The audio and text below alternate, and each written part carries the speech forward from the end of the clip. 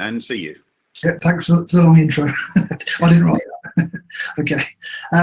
So welcome everybody. So my name is Martin Owen, and I manage the strategy for enterprise architecture at Irwin. And Irwin has just been acquired by Quest Software as of December the 31st. So we're going into a new entity as we speak. Try the slides.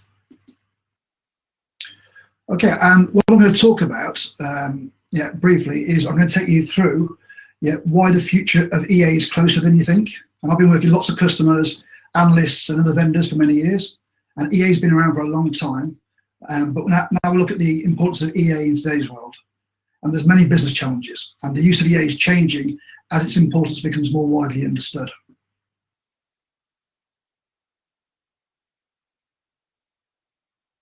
Okay, so there's many challenges facing today's businesses, and most of these are tackled at the executive or business leader level, and leaders need to understand how to grow, bring new products to market through organic growth and or acquisition. So identifying new trends, opportunities in emerging markets, and whether they ROI is an important weapon in any organization's armory. So the organizations that can identify those opportunities and respond to them have a great advantage over their competitors. So most organizations are already implementing customer-first strategies. So they're mapping out their end-to-end value chains for customers and understanding how to better it. And with the advent of COVID, organizations need to make better plans and understand global response plans.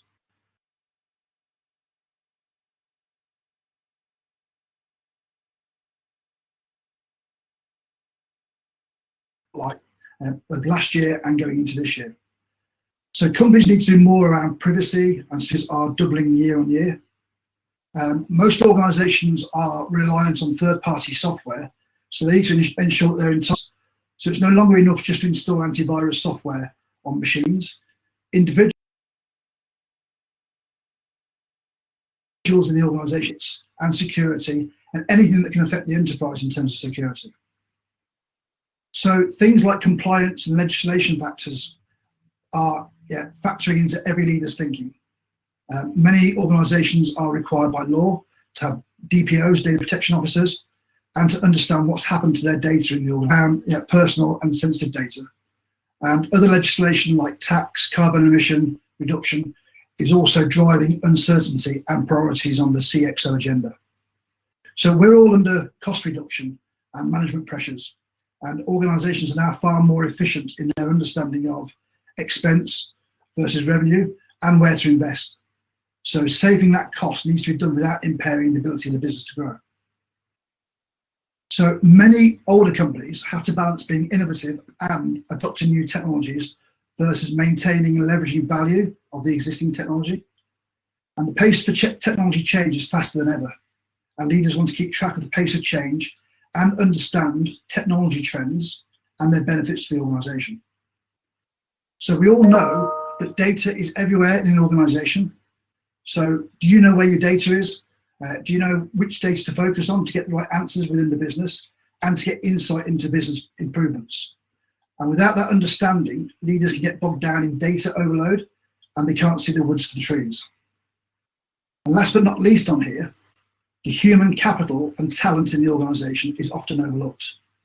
So leaders need to retain and empower employees in the company whilst at the same time build the business. So they need to understand the employee makeup, the skills, the talent, and best where to deploy them and nurture them, which is key to success.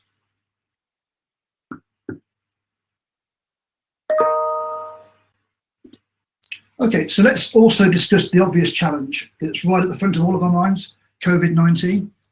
So COVID isn't just accelerating digital progress, it's also driving radical change in thinking as organizations reset for the new normal. So one of the most significant COVID learnings is the readiness of organizations and their employees to challenge rules, break conventions, and cut through red tape in order to keep their businesses running and on track. And as we move into business recovery mode, organizations are exploring the processes, the systems, and the technologies that will help their operations assume the new normal and also guide employees in returning to the workplace. So most organizations are now undertaking an assessment of needs to have a secure COVID working environment.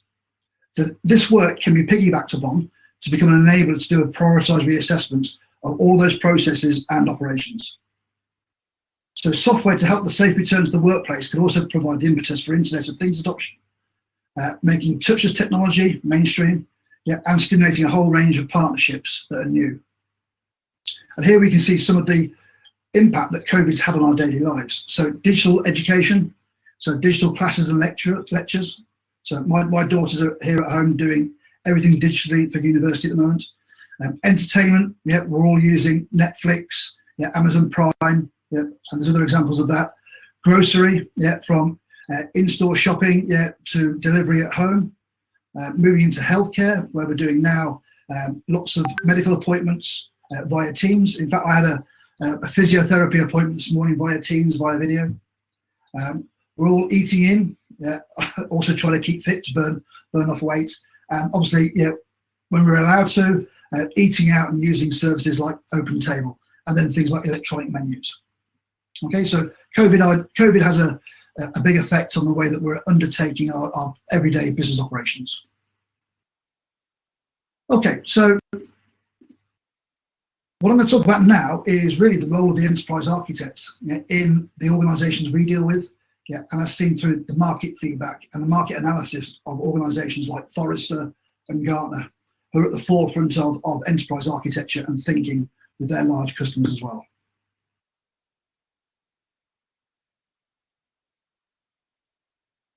Okay, so according to Gartner, today's enterprise architects, they play a transformational role in the organisation. So they lead and define a seat at the table to advise the execs and the other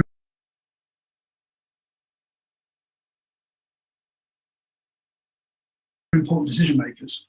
So in this sense, they are trusted advisors and they act in a consultative capacity to the rest of the organisation. So a good EA, a good enterprise architect, understands and appreciates how to apply these trends to the business to enable good business outcomes. And many organisations see business architecture, so incorporating those business processes and the organisational design with the ability to connect to the IT programs and goals. So traditional EA is not forgotten.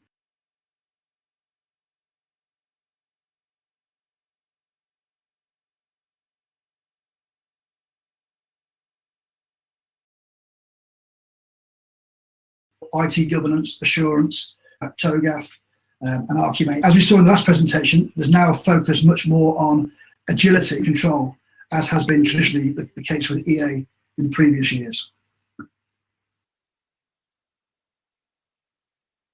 Okay, and the importance of the role of the enterprise architect is becoming very well recognised now in successful businesses. So as with most professions, enterprise architect salaries tend to increase with years of experience and are healthy. And it's noticeable here that enterprise architects who have enterprise architecture certifications, so those are things like TOGAF, Archimate, Resume, they report much higher earnings. And here's an example from Glassdoor, from the 25 best jobs in the UK. In the job titles, enterprise architect came out on top. And it's the first technology role to be named the best job in the UK, beating marketing, finance, and ops roles that have traditionally taken the top spot. And they report, looking beyond salary is just a factor. So that's encompassing job openings and the job satisfaction of enterprise architects as well.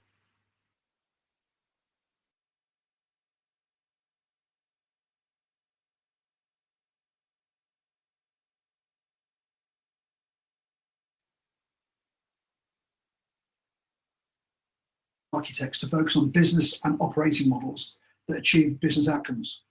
So they're now placing greater for opportunity and innovation. And it's interesting because this now starts to include understanding the business future state models and the application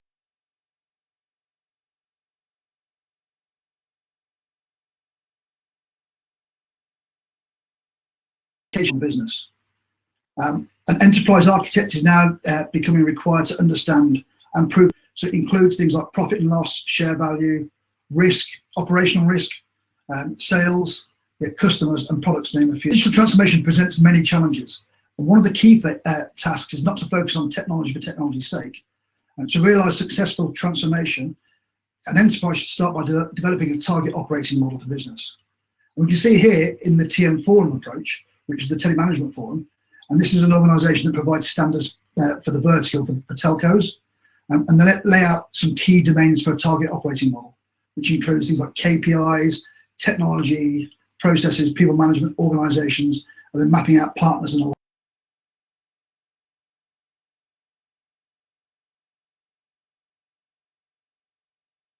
Business operating model. And obviously that as a language could be mapped into the target operating model very easily.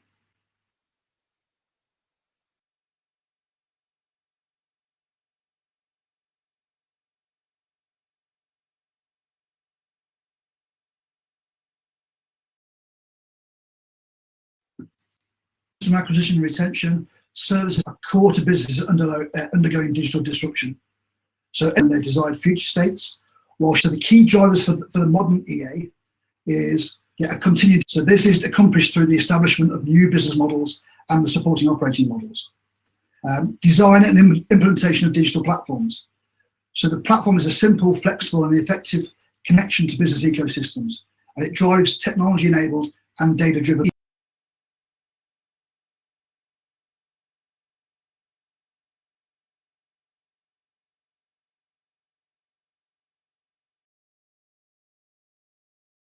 ERP did previously. With information as an asset, so data fuel business ecosystems provide the basis. Okay, so I'm not sure the Gartner hype cycle for EA now. I think it's a year out of date.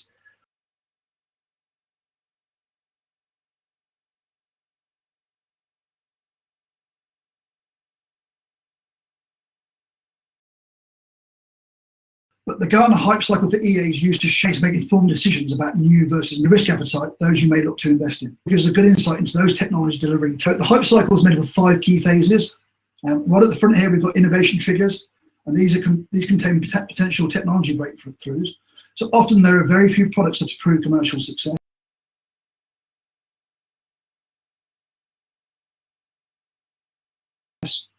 Early success stories, which are often accompanied by scores of failures. And then you've got the section in the middle here, which is the trough of disillusionment, which contains technologies that really waned. And this is where the shakeout of technologies occurs. So investment in these technologies only continues when providers improve their products in line with additional customer requirements. And the slope of enlightenment as we come up is where many instances of the technology and its benefits become more widely adapted, adopted, understood, and second and third generation products appear from technology providers. And most organizations fund some sort of pilots in these areas, but conservative organizations tend to be cautious. And the plateau of productivity right at the end here, and vendors can clearly articulate their acceptance, and that's when that's achieved. And we can see here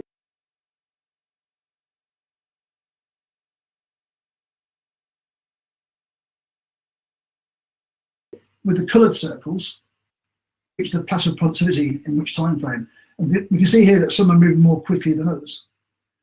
Focused on business and operating models, focus is placed on broader business ecosystems for opportunity and innovation. The reality here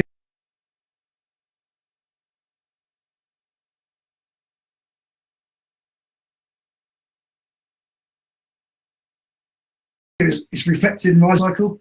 So this includes technologies for things like continuous next, digital operations, ecosystem modeling, and continuous planning. And today, use cases, EA governance, which have deep roots in enterprise architecture, are approaching the trough of disillusionment, but they will achieve significant impact in the long term. And technologies including agile, ability modeling, machine learning, design thinking, information and business architecture, and EA governance are all ripe for investment and modernization by tool vendors.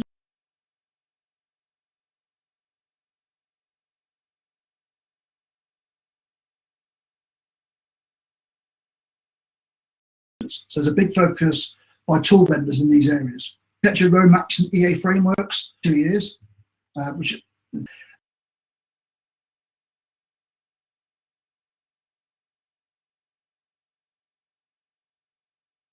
and EA tools within 2 to 5 years to reap the benefits from them. Many organizations are not as mature right now. Okay, I'm going to hop through to the next slide, just in terms of time. Use cases for EA. So this is a Forrester slide. And the future of EA is an internal ecosystem focused on outcomes. And EA has seen an enormous transformation over the last 20 years. EA professionals are heading towards what they call the third wave of EA. So the evolution of EA from the first wave through to the third wave has seen changes in resource needs, the focus of the enterprise architect, and the lens through which the enterprise architects view the organization. So the first wave, I think we're all familiar with. So this is the rise of technology architecture. And this is where about 60% of Forrester customers are today. And customers recognize that the technology portfolio in their organization has significant impact on operational expenditure. And many technology portfolios are a barrier to agility due to their old nature and what they were designed to do. So organizations have initiated programs such as application portfolio management to address these issues. The focus of the programs is in the consolidation of the portfolio, reducing the costs. Sometimes EAs work solely within this lens, and they have a perceived lack of value within the organization in a wider context. They're only associated with cost. The second wave is where business capabilities are introduced, and just over a third of Forrester clients work in this lens today. And the focus here is on business-driven architecture. So domains and assets such as people, data, processes, technology can all be harnessed and optimized, and then an organization can achieve their goals. So this is more about aligning business and IT architectures and viewing EA as a portfolio of these types of capabilities. But although these parts of the portfolio deliver value, for example, end-to-end business process modeling, capability modeling, it's difficult to demonstrate efficient delivery of business outcomes. EAs in this area tend to be focused on domains themselves, like data architecture or business architecture, and they require very different skills, very different depth of skills. And functional architectures often remain stovepipe because of this issue. And then the third wave is a focus on insights and outcomes. Very few EAs are operating in this area at the moment. So the need for digital transformation has led to enterprise architects thinking about EA based on insights and outcomes through architectural products. And architecture products are configurations of business capabilities to facilitate customer journeys, value chains, product and customer life cycles. So you're bringing enterprise architecture much closer to the roles of things like product managers, customer success managers, digital platforms, marketing experts. EAs in the third wave start to focus on those outcomes and the value based upon a set of architectural products. And these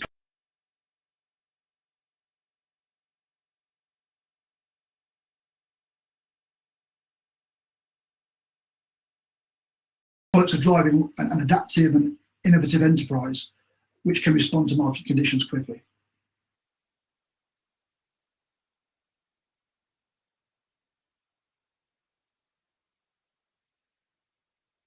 So what do Forrester say about enterprise architecture in 2020 and beyond? So the key theme is that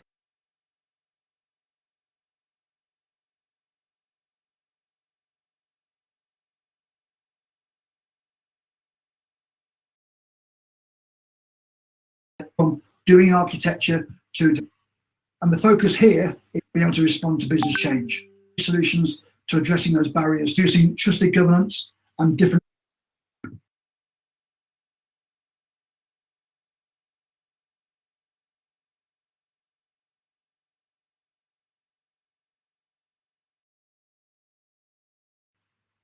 a strategic resource, technology trends, so they need to ensure it's to have for the organization.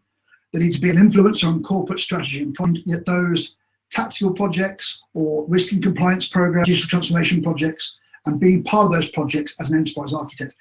Without the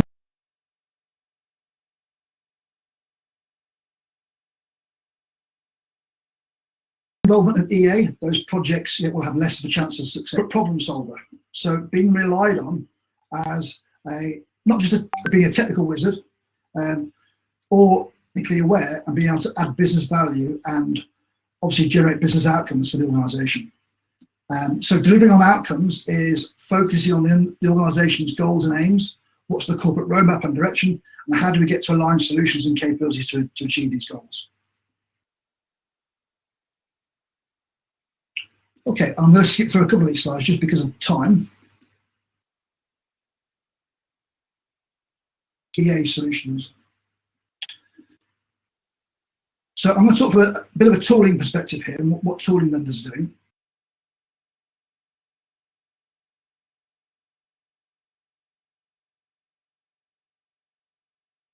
But just to enterprise architecture, as seen in the first and the second wave, according to Forrester. But also they need to start to support them. So you start to see much more of a that are supporting EA and business process and tools for financial things.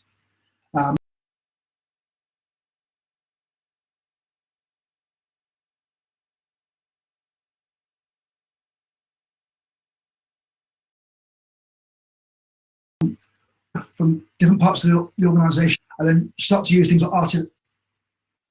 Another common applications for everyday business use that unlock the value that's contained in the art. They become part of the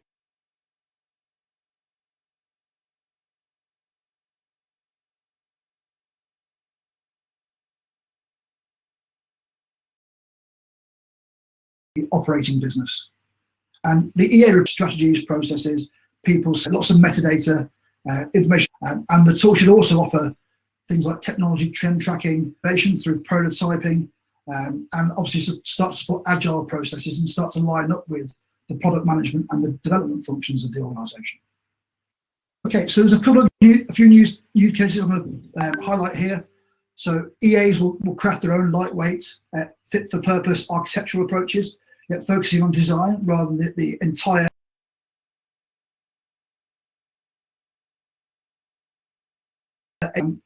It'll make enterprise architecture tooling becoming a platform for business-driven applications directly being deployed on their repositories. And like I said, much like CRM and ERP tools have expanded to cover other business use cases based on customer and financial information. Developing ecosystems that has EA at the heart of it with connections into that ERP, the financials, the risk, and that's how the value will be driven out of EA tooling. So examples of use cases driven by an EA platform are employees working from home. What roles do they have? What products do they need to work with? Planning, again from the previous presentation, that includes sprints, goals, objectives.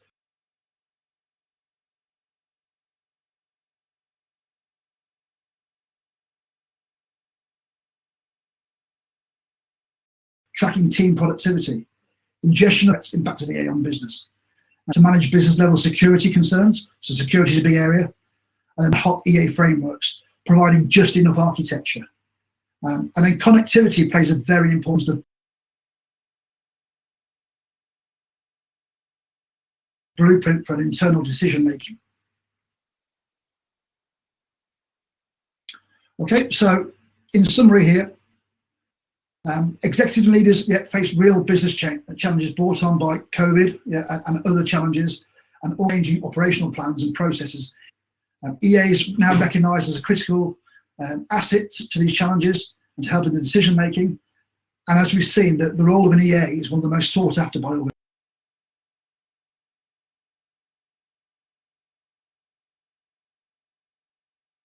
organisations. And the skills required by an EA are now including more and more business outcomes and the business operating model. Digital optimization and EA tools will reach the plateau of productivity within the next 2 years and will be mainstream. So it's a lot closer than you think. And enterprise architects become trusted advisors to the business.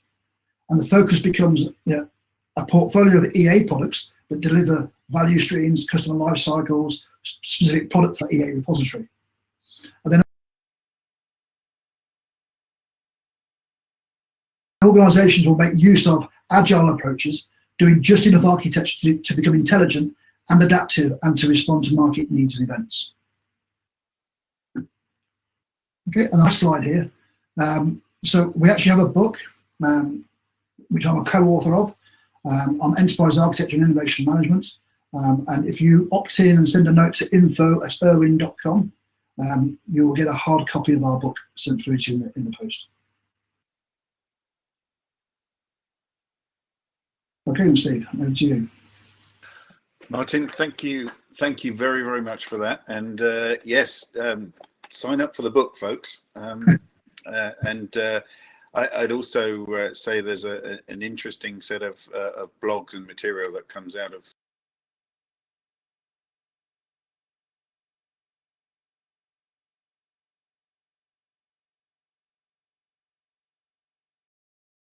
you and your colleagues, Martin, that recommend those to people. A takeaway from this, I'm going to hold the questions for the panel in the interest of time, but a takeaway is both the present and future, and EAs are much in demand, and assume that also means that the tooling side is much